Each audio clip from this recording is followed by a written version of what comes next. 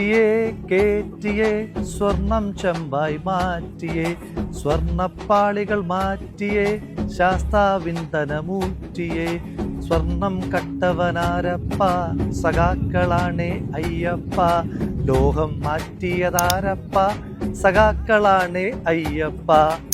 എനിക്ക് പാടാൻ അറിയാവുന്നത് കൊണ്ടോ ഞാൻ പാടിയത് നന്നായതുകൊണ്ടോ ഒന്നും പാടിയതല്ല. ഇനി 3.5 കോടി മലയാളികളിൽ ഞാൻ കൂടെ പാടാൻ ഈ പാട്ട് ബാക്കിയുള്ളൂ എന്നുള്ളത് കൊണ്ട് മാത്രം പാടിയതാണ്. ഒരു പാട്ട് ഒരു സർക്കാരിനെ ഇത്രമാത്രം അസ്വസ്ഥമാക്കിയിട്ടുണ്ടെങ്കിൽ പിന്നെ ആ പാട്ട് പാടുക തന്നെയാണല്ലോ. ശബരിമല സ്വർണ്ണക്കൊള്ളയെ പറ്റി പറയുന്നത് ശബരിമലയിൽ ഇവർ സ്വർണ്ണക്കൊള്ള നടത്തിയെന്നാണ്. ഞാൻ പറയാൻ ആഗ്രഹിക്കുന്നത് ശബരിമലയിൽ വരെ ഇവർ കൊള്ള നടത്തി എന്നാണ്. കാരണം എല്ലാ സാധാരണ മനുഷ്യന്മാർക്കും വലിയ ഭയവും ഭക്തിയും ബഹുമാനവും ഒക്കെ ഉള്ളതാണ് ഈശ്വര സങ്കല്പങ്ങൾ. അത് ഏത് മതത്തിന്റെ തന്നെ ആയിക്കോട്ടെ. ഒരു കാര്യം മനസ്സിലാക്കേണ്ടത്, ആ ഈശ്വര സങ്കല്പത്തെ കൊള്ളയടിച്ച സർക്കാർ, ആ സർക്കാരിന് വയനാട്ടിലെ സാധാരണക്കാരായ മനുഷ്യന്മാർ മരിച്ചു കിടക്കുമ്പോൾ അവരുടെ ദുരിതാശ്വാസ നിധിയിൽ നിന്ന് കൊള്ളയടിക്കുവാനോ, കോവിഡ് സമയത്ത് നമ്മളെല്ലാവരും ശ്വാസം കിട്ടുവാൻ വേണ്ടി ശ്വാസം മുട്ടി നടന്ന കാലത്ത് കോവിഡ് മറയാക്കി കൊള്ളയടിക്കുവാനോ ഒക്കെ മനസ്സ് കാണിച്ചതിനകത്ത് എനിക്ക് യാതൊരു വിധമായ അത്ഭുതവുമില്ല. കേരളത്തിൻ്റെയോ ഇന്ത്യയുടേതോ മാത്രമല്ല, ലോകത്തിൻ്റെ തന്നെ ഏറ്റവും പ്രധാനപ്പെട്ട തീർത്ഥാടന കേന്ദ്രങ്ങളിലൊന്നാണ് നമ്മുടെ ശബരിമല. ഒരയ്യപ്പ വിശ്വാസി 41 ദിവസത്തെ അതികഠിനമായ വ്രതം നോറ്റ് കാനനപാതയിലൂടെ കല്ലും മുള്ളും താണ്ടി കരിമലയും നീലിമലയും അടക്കമുള്ള 18 മലകൾ താണ്ടി 18 മലകളുടെ അധിപനായ അയ്യപ്പനെ തൊഴുതു വണങ്ങുവാൻ 18 പടികൾ കടന്ന് ശ്രീകോവിലിനുള്ളിലേക്ക് നോക്കുമ്പോൾ നമ്മൾ ഓരോരുത്തരും കാണുന്നത് അയ്യപ്പനെയാണ് എങ്കിൽ, ആ പടി കടന്നെത്തുന്ന ഒരു CPM-ന്റെ നേതാവ് കാണുന്നത് ആ അയ്യപ്പനിൽ പൊതിഞ്ഞിരിക്കുന്ന തങ്കത്തിന്റെ തൂക്കമാണ് എന്ന് ഈ ദിവസങ്ങൾ തെളിയിക്കപ്പെട്ടുകൊണ്ടിരിക്കുകയാണ്. ക്ഷേത്രത്തിൽ പോയിട്ടുള്ള ആളുകൾക്കറിയാം, ശ്രീകോവിലിന് പുറത്ത് ദ്വാരപാലക ശില്പങ്ങൾ ഉണ്ടാകാറുണ്ട്. അകത്തിരിക്കുന്ന മൂർത്തിക്ക് കാവൽ നിൽക്കുന്നു എന്നതാണ് ദ്വാരപാലക ശില്പങ്ങളുടെ സങ്കല്പം. അതായത് കാവൽക്കാരാണ്. കാവൽക്കാരെ കൊള്ളയടിക്കുക എന്ന് നമ്മൾ അധികം കേട്ടിട്ടില്ല. അങ്ങനെ കൊള്ള നടത്തിയ, ഭഗവാന്റെ കട്ടിളപ്പാളിയിലെ സ്വർണം അടിച്ചു മാറ്റിയ അമ്പലം വിഴുങ്ങികളായ സർക്കാരാണ് ഇന്ന് കേരളം ഭരിച്ചുകൊണ്ടിരിക്കുന്നത്. ശബരിമലയിലെ ചെറുതും വലുതുമായ ഒരു വസ്തു പോലും ഹൈക്കോടതിയുടെ അനുവാദമില്ലാതെ പുറത്തു കൊണ്ടുപോകാൻ പാടില്ല എന്ന മുൻ ഉത്തരവുണ്ട്. ആ ഉത്തരവിനെ ലംഘിച്ചുകൊണ്ട് സ്വർണ്ണപ്പാളികൾ ശബരിമലയിൽ നിന്ന് കടത്തിയത് കോടതിയുടെ ശ്രദ്ധയിൽപ്പെട്ടപ്പോഴാണ് ആദ്യമായി കോടതി ഈ വിഷയത്തിനകത്ത് ഇടപെടുന്നത്. 2025 സെപ്റ്റംബർ മാസം 9-ാം തീയതി ബഹുമാനപ്പെട്ട ഹൈക്കോടതിയുടെ ഉത്തരവിലാണ് നമ്മൾ തിരിച്ചറിയുന്നത് 4.5 കിലോ സ്വർണമാണ് ദ്വാരപാലക ശില്പത്തിൽ നിന്ന് മാത്രം ഈ അമ്പലം വിഴുങ്ങികൾ അടിച്ചുമാറ്റി. ശബരിമലയിലെ സ്വർണ്ണക്കൊള്ളയെ പറ്റിയിട്ടുള്ള വാർത്തകൾ പിന്നീട് നിറം പിടിപ്പിച്ചത് പോറ്റി എന്ന് പറയുന്ന ഒരു കഥാപാത്രത്തിന്റെ കടന്നുവരവോട് കൂടിയിട്ടാണ്. പോറ്റിയാണ് സ്വർണ്ണക്കടത്തിന്റെ ഏറ്റവും പ്രധാനപ്പെട്ട കാരണക്കാരൻ എന്ന് പറഞ്ഞപ്പോൾ കേരളത്തിന്റെ മുഖ്യമന്ത്രി പറഞ്ഞത്, ഏതോ ഒരു പോറ്റി സ്വർണം കടത്തിയതിന് ഞങ്ങൾ എന്ത് ചെയ്യാൻ പറ്റുമെന്നാണ്. ഉണ്ണികൃഷ്ണൻ പോറ്റിയെ കിട്ടിയ ഒരു സംഘം മാധ്യമങ്ങൾ സർക്കാരിനെ സഹായിക്കാനായി പിന്നീടുള്ള ദിവസം ഉണ്ണികൃഷ്ണൻ പോറ്റിക്ക് പിന്നാലെ മാത്രം സൂക്ഷ്മദർശിനികളുമായി പോയി. ഉണ്ണികൃഷ്ണൻ പോറ്റി ആരെയൊക്കെ കണ്ടിട്ടുണ്ട്, ആരോടൊപ്പം ചിത്രങ്ങൾ എടുത്തിട്ടുണ്ട്, അതിനകത്ത് ആരൊക്കെ പ്രതിപക്ഷത്തുള്ള ആളുകളുണ്ട്, അതിനെപ്പറ്റിയായി അന്വേഷണം മുഴുവൻ. അപ്പോഴും ഈ മാധ്യമങ്ങൾ മറച്ചുവെച്ചൊരു കാര്യമുണ്ട്. ശ്രീ ഉണ്ണികൃഷ്ണൻ പോറ്റിയെ ശബരിമലയിലെ ഈ തന്ത്രപ്രധാനമായ കാര്യങ്ങളുടെ ഉത്തരവാദിത്വം ഏൽപ്പിച്ചത് ആരാണ്? 2019 ദ്വാരപാലക ശില്പത്തിന് സ്വർണം പൂശാനായിട്ടുള്ള അനുവാദം ഉണ്ണികൃഷ്ണൻ പോറ്റിക്ക് കിട്ടുന്നത്. 2019 ആരാണ് കേരളത്തിന്റെ മുഖ്യമന്ത്രി? ശ്രീ പിണറായി വിജയനാണ്. 2019 ആരാണ് കേരളത്തിന്റെ ദേവസ്വം മന്ത്രി? ശ്രീ കടകംപള്ളി സുരേന്ദ്രനാണ്. 2019 ആരാണ് ദേവസ്വം ബോർഡ് പ്രസിഡന്റ്? അത് CPM സർക്കാർ നിയമിച്ച വാസുവാണ്. അപ്പോൾ ഇത്രയും പേർ CPM-ൻ്റെതായി കിടക്കുമ്പോൾ അതിന് ഉണ്ണികൃഷ്ണൻ പോറ്റി നടത്തിയ സ്വർണ്ണക്കൊള്ളയുടെ ഉത്തരവാദിത്വം മറ്റാരിലെങ്കിലും എങ്ങനെയാണ് ചാർത്തുവാൻ കഴിയുക? മാത്രവുമല്ല, 2025 ഒക്ടോബർ മാസം 6-ാം തീയതി ബഹുമാനപ്പെട്ട ഹൈക്കോടതി പുറപ്പെടുവിച്ചിരിക്കുന്ന ഉത്തരവിനകത്ത് വളരെ സ്പഷ്ടമായി തന്നെ സംസ്ഥാന സർക്കാരിന്റെ ദേവസ്വം ബോർഡിന്റെ പങ്കിനെ പറ്റി വിവരിക്കുന്നുണ്ട്.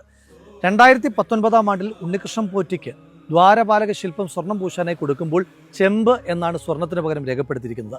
ഇത് വളരെ ഗുരുതരമായ ആസൂത്രിതമായ കുറ്റകൃത്യത്തിന്റെ തുടക്കമാണ്. മാത്രവുമല്ല, ഉണ്ണികൃഷ്ണൻ പോറ്റിയും ദേവസ്വം ബോർഡ് പ്രസിഡന്റായിരുന്ന CPM നേതാവ് വാസുവും തമ്മിലുള്ള ഇമെയിൽ ഇടപെടലുകളെ പറ്റിയും ദേവസ്വം ബോർഡിന്റെ നേരിട്ടുള്ള പങ്കിനെ പറ്റി ബഹുമാനപ്പെട്ട ഹൈക്കോടതി വളരെ കൃത്യമായി തന്നെ കണ്ടെത്തിയിട്ടുമുണ്ട്. നിങ്ങൾ ഒരു സുഭാഷ് കപൂറിനെ പറ്റി കേട്ടിട്ടുണ്ട്. ശബരിമലയിൽ നടന്ന സ്വർണ്ണക്കൊള്ള സമാനതകളില്ലാത്തതാണ് എന്നും ഇതിന് അന്താരാഷ്ട്ര സ്വർണ്ണക്കടത്ത് സംഘങ്ങളുമായി ബന്ധമുണ്ടോ എന്ന സംശയവും ആ ആശങ്കകളും പങ്കുവച്ചിരിക്കുന്ന പ്രതിപക്ഷമല്ല, ബഹുമാനപ്പെട്ട ഹൈക്കോടതിയാണ്. ഈ വിഷയവുമായി ബന്ധപ്പെട്ട് നിരവധി CPM നേതാക്കന്മാർ അറസ്റ്റ് ചെയ്യപ്പെട്ടപ്പോൾ ഈ സർക്കാരിന്റെ വാഴ്ത്തുപാട്ടുകാർ പറഞ്ഞ പ്രധാനപ്പെട്ട ക്യാപ്സ്യൂൾ കണ്ടില്ലേ, ഞങ്ങളുടെ പാർട്ടിക്കാരായിട്ട് കൂടി സർക്കാർ ഓരോരുത്തരെ അറസ്റ്റ് ചെയ്യുന്നത് എന്നാണ്. ഒരു കാര്യം മനസ്സിലാക്കേണ്ടത്, ആ അറസ്റ്റ് ചെയ്തത് അത്രയും SIT ആണ്. ഈ SIT സംസ്ഥാന പോലീസാണ് എങ്കിലും അത് പ്രവർത്തിക്കുന്ന ബഹുമാനപ്പെട്ട ഹൈക്കോടതിയുടെ നേരിട്ടുള്ള നിയന്ത്രണത്തിലും നിരീക്ഷണത്തിലുമാണ്. എന്നിട്ട് കൂടി ഈ സർക്കാരിന്റെ സമ്മർദ്ദത്തിന്റെ ഭാഗമായിട്ട് SIT മെല്ലപ്പോക്ക് തുടരുന്നു. കുറ്റപത്രം കൃത്യമായി സമർപ്പിക്കുന്നില്ല. സ്വാഭാവികമായ ജാമ്യം പ്രതികൾക്ക് കിട്ടുന്നതിന് വേണ്ടി 90 ദിവസമായും കുറ്റപത്രം സമർപ്പിക്കുന്നില്ല എന്നതടക്കമുള്ള രൂക്ഷമായ വിമർശനം മുന്നോട്ട് വെച്ചതും ബഹുമാനപ്പെട്ട കോടതി തന്നെയാണ്. ഇതിനകത്ത് പ്രതിപക്ഷത്തെ ചില സമയത്തൊക്കെ മുഖ്യമന്ത്രി അടക്കമുള്ള ആളുകൾ വിമർശിക്കാറുണ്ട്. സ്വർണം കട്ടതാരപ്പ എന്ന് ബഹുമാനപ്പെട്ട രാഹുൽ ഗാന്ധി ചോദിച്ചപ്പോൾ ശ്രീമതി സോണിയാഗാന്ധിയോടൊപ്പം പോറ്റി എടുത്ത ചിത്രത്തെ പറ്റിയിട്ടാണ് പിണറായി വിജയൻ പറയുന്നത്. ആ കേരളത്തിന്റെ മുഖ്യമന്ത്രിയോട് വെല്ലുവിളിച്ചുകൊണ്ട് ചോദിക്കുന്നു, ധൈര്യമുണ്ടോ? അങ്ങനെയാണെങ്കിൽ, അങ്ങനെ ഒരു സംശയം നിങ്ങൾക്കുണ്ട് എങ്കിൽ ഈ സ്വർണ്ണക്കടത്തുമായി ബന്ധപ്പെട്ട് ശ്രീമതി സോണിയാഗാന്ധിക്ക് ഏതെങ്കിലും തരത്തിലുള്ള പങ്കുണ്ട് എന്ന് നിങ്ങൾ വിശ്വസിക്കുന്നുണ്ടെങ്കിൽ ഒരു അന്വേഷണം നടത്താൻ നിങ്ങളെ വെല്ലുവിളിക്കുക. പിന്നെ പറയുന്നത് ബഹുമാനപ്പെട്ട അടൂർ പ്രകാശിനോടൊപ്പം ഈ പോറ്റി, സ്വർണം കടത്തിയ പോറ്റി ചിത്രമെടുത്തു എന്നുള്ളതാണ്. ഇവിടെ ചോദ്യം, പോറ്റിക്കൊപ്പം ആരൊക്കെ ചിത്രമെടുത്തു എന്നുള്ളതാണോ ഒഫൻസ്? പോറ്റി ആരുടെ സഹായത്താൽ സ്വർണം കടത്തി എന്നുള്ളതാണോ? ഒപ്പമുള്ള ചിത്രത്തെപ്പറ്റി ഞാനൊരു വാചകം പറയാം. ഒരാളോടൊപ്പം ചിത്രമെടുത്താൽ ആ ചിത്രം എടുത്തയാൾ ചെയ്ത എല്ലാ കൊള്ളരുതായ്മകളും നമ്മുടെ പേരിലാകുന്നത് എങ്ങനെ? ഇതെന്റെ ചോദ്യമല്ല. സ്വപ്ന സുരേഷുമൊത്തുള്ള വളരെ അടുത്തിടപഴകിയുള്ള ചിത്രം പുറത്തു വന്നപ്പോൾ കേരളത്തിന്റെ മുഖ്യമന്ത്രി പിണറായി വിജയൻ അദ്ദേഹത്തെ ന്യായീകരിക്കുവാൻ വേണ്ടി പറഞ്ഞ വാചകമാണ്. ഇതെന്തുകൊണ്ടാണ് മറ്റുള്ളവർക്ക് ബാധകമാകാത്തത്? മാത്രമല്ല, 2019 മുതൽ നടന്ന സ്വർണ്ണക്കൊള്ള, 2019 ഉണ്ണികൃഷ്ണൻ പോറ്റി നേരിട്ട് സർക്കാരിന്റെ സഹായത്തോടു കൂടി നടത്തിയ സ്വർണ്ണക്കൊള്ളയിൽ എങ്ങനെയാണ് പ്രതിപക്ഷത്തെ ഒരു MP മാത്രമായിരുന്ന ശ്രീ അടൂർ പ്രകാശിന് പങ്കുണ്ടായിരിക്കുക? മാത്രമല്ല, SIT ഒരു സംശയം ചോദിച്ചപ്പോൾ ചോദ്യം ചെയ്യലിന്റെ നോട്ടീസ് പോലും കൊടുക്കാതെ SITക്ക് മുന്നിൽ പോയി ധൈര്യത്തോടു കൂടി മറുപടി പറഞ്ഞ വ്യക്തിയാണ് ശ്രീ അടൂർ പ്രകാശ്. അത് കഴിഞ്ഞ് മാസം കുറയായല്ലോ. എന്തുകൊണ്ടാണ് നിങ്ങളുടെ പോലീസിന് അടൂർ പ്രകാശിനെ അറസ്റ്റ് ചെയ്യാൻ കഴിയാത്തത്? കാരണം അദ്ദേഹത്തിന്റെ കയ്യിൽ ഈ സ്വർണം കടത്തിയതിന്റെ ചെളി പറ്റിയിട്ടില്ല എന്നുള്ള കാര്യം നിശ്ചയമാണ്. നിങ്ങളൊരു കാര്യം മനസ്സിലാക്കേണ്ടതായിട്ടുണ്ട്. എങ്ങനെയാണ് ഇതിന്റെ രാഷ്ട്രീയ ഉത്തരവാദിത്വത്തിൽ നിന്ന് CPMന് മാറുവാൻ കഴിയുക? അതിന് ഒരുപാട് രേഖകൾ വന്നിട്ടുണ്ട്. 2016 ശേഷം 25 വരെ ശ്രീ പിണറായി വിജയൻ കേരളത്തിന്റെ മുഖ്യമന്ത്രിയായിരിക്കുന്ന കാലയളവിൽ 4 പേരെയാണ് ദേവസ്വം ബോർഡിന്റെ പ്രസിഡന്റുമാരായിട്ട് പിണറായി വിജയൻ നിയമിച്ചത്. ആ 4 ദേവസ്വം ബോർഡ് പ്രസിഡന്റുമാരിൽ 2 പേർ ജയിലിൽ കിടന്നു. ഒരാൾ സംശയത്തിന്റെ മുൾമുനയിലാണ്. ജയിലിൽ കിടന്ന 2 പേർ നിസ്സാരക്കാരല്ല. ദേവസ്വം ബോർഡിന്റെ പ്രസിഡന്റും CPMന്റെ നേതാവുമായിരുന്ന വാസു, CPMന്റെ കോന്നി MLAയും CPM പത്തനംതിട്ട ജില്ലാ കമ്മിറ്റി അംഗവുമായിരുന്ന പത്മകുമാർ, ഇവരൊക്കെ ജയിലിൽ കിടന്നിട്ടും ചില്ലറ ഉളുപ്പൊന്നും പോരാ. ഏതോ ഒരു ചിത്രം കാണിച്ചിട്ട് പോറ്റിയും അടൂർ പ്രകാശും തമ്മിലുള്ള ബന്ധത്തെപ്പറ്റി ഇങ്ങനെ സമാന്തര രേഖകൾ വരച്ച് നിങ്ങൾക്ക് ഒരു സഖ്യം രൂപീകരിക്കാൻ. കടകംപള്ളി സുരേന്ദ്രനെ നിരവധി തവണ SITക്ക് ചോദ്യം ചെയ്യുവാൻ നിർബന്ധിതമായ സാഹചര്യമുണ്ടായി. ഉണ്ണികൃഷ്ണൻ പോറ്റിയെ ശബരിമലയിലെ തന്ത്രപ്രധാനമായ പദവികളിലേക്ക് എത്തിച്ചതും ഈ സ്വർണ്ണക്കൊള്ളയിലുമൊക്കെ പങ്കുണ്ടായിട്ടും അയാളെ ഇതുവരെ അറസ്റ്റ് ചെയ്യുവാൻ ഈ സംസ്ഥാന സർക്കാർ തയ്യാറായില്ല.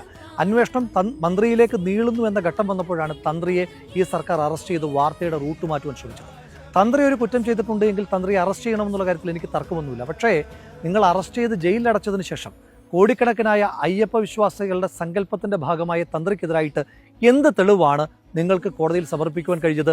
നിങ്ങൾ കൊടുത്ത എല്ലാ ഫോൾസ് അലിഗേഷൻസിനെയും റദ്ദ് ചെയ്തുകൊണ്ട് ബഹുമാനപ്പെട്ട കോടതി തന്ത്രിക്ക് ജാമ്യം കൊടുക്കുമ്പോൾ 2 വട്ടമാണ് തന്ത്രിക്ക് അനുകൂലമായി പറഞ്ഞത്. ഒന്ന് പറഞ്ഞത് there is not even an iota of evidence against തന്ത്രി എന്നാണ്. രണ്ടാമത് പറഞ്ഞിരിക്കുന്നത് there is nothing on record against തന്ത്രി എന്നാണ്. എന്നിട്ടും നിങ്ങൾ തന്ത്രിയെ അറസ്റ്റ് ചെയ്തതിന് കൃത്യമായി 2 കാരണങ്ങളുണ്ട്. ഒന്ന്, പത്മകുമാർ പറഞ്ഞൊരു വാചകമാണ്. പത്മകുമാർ പറഞ്ഞു, ദൈവതുല്യനായ ആള് പറഞ്ഞാൽ പിന്നെ എന്താണ് ചെയ്യുക എന്ന്. ഒരു കാര്യം എല്ലാ മനുഷ്യന്മാർക്കും അറിയാം, പത്മകുമാറിന്റെ ദൈവവും ദൈവതുല്യനും അത് അയ്യപ്പനുമല്ല തന്ത്രിയുമല്ല, അത് പിണറായി വിജയനാണ്. 2, മന്ത്രിയിലേക്ക് നീളേണ്ടുന്ന അറസ്റ്റിനെ വഴിതെറ്റിക്കുവാൻ, വാർത്ത മാറ്റുവാൻ വേണ്ടിയിട്ടാണ് തന്ത്രിയെ അറസ്റ്റ് ചെയ്തത്. അതിനും വിശ്വാസികൾ നിങ്ങളോട് ചോദ്യം ചോദിക്കുക തന്നെ ചെയ്യും. വിശ്വാസ സംബന്ധമായ ഒന്നിന്റെയും മൂല്യം നമുക്ക് വില കൊണ്ട് നിശ്ചയിക്കുവാൻ കഴിയില്ല. അതുകൊണ്ടാണല്ലോ മെക്കയിൽ നിന്ന് കൊണ്ടുവരുന്ന സംസം വെള്ളവും വത്തിക്കാനിൽ നിന്ന് മാർപ്പാപ്പ വാഴിച്ചു കൊണ്ടുവരുന്ന ഒന്നും നമുക്ക് വിലമതിക്കുവാൻ കഴിയാത്തതായി മാറുന്നത്. അതുപോലെ തന്നെയാണ് അയ്യപ്പന്റെ പൊന്നും. അയ്യപ്പന്റെ പൊന്നിന്റെ വില കണക്കാക്കുന്നത് ഗ്രാമിലല്ല. 1 ഗ്രാമിന് കോടിക്കണക്കിന് രൂപ കൊടുക്കുവാൻ മനുഷ്യന്മാരുള്ള ഒരു നാട്ടിൽ അയ്യപ്പന്റെ കിലോ കണക്കിന് സ്വർണം അടിച്ചു മാറ്റിയൊരു സർക്കാരിന് എത്ര ആയിരം കോടി രൂപയായിരിക്കും അതിലൂടെ കൊള്ളമുതലായി വന്നു ചേർന്നിട്ടുണ്ടാവുക. പഞ്ചാഗ്നി മധ്യേ തപസ്സു ചെയ്താലുമീ പാപകർമ്മത്തിൻ പ്രതിക്രിയയാകുമോ? അദ്വൈതം എന്ന് പറയുന്ന മലയാള സിനിമയിലെ പാട്ടിന്റെ ഈ വരികൾ എഴുതി വെച്ചിട്ടാണ് ജസ്റ്റിസ് ബദറുദ്ദീന്റെ ബെഞ്ച് ശബരിമലയിൽ നടന്ന സ്വർണ്ണക്കൊള്ളയുടെ ഭീകരത, ആ പാപത്തിന്റെ കറയെപ്പറ്റി കൃത്യമായി പരാമർശിച്ചു വെച്ചിരിക്കുന്നത്.